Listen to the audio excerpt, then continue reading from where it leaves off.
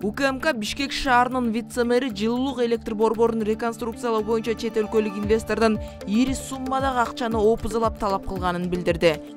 Жетекчи убадасын аткара албай, каражаттын бир бөлүгүн кайтарып берүү учурунда кармалган. Учурда бул кылмышка тиешеси барлар такталууда. Мэрдин орун басары камакта. Ошол Бишкек шаарына келген инвестордон $50.000 алып алган. Былтыркы жылы күз айында $50.000 акчаны инвестордон алып алган. Ошол ишин жүргүзүп берем деп жанагы алдап. Мына ошону кече ошол $50.000 $25.000 кайтып берип аткан жеринен кече кармадык.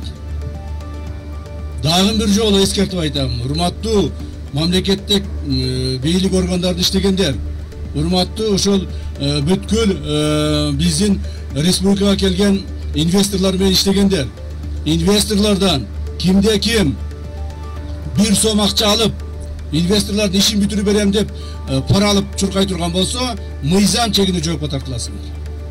Эми ошол Бишкек шаарынын вице-мэри эмне болду? Мына түрмөгө түштү.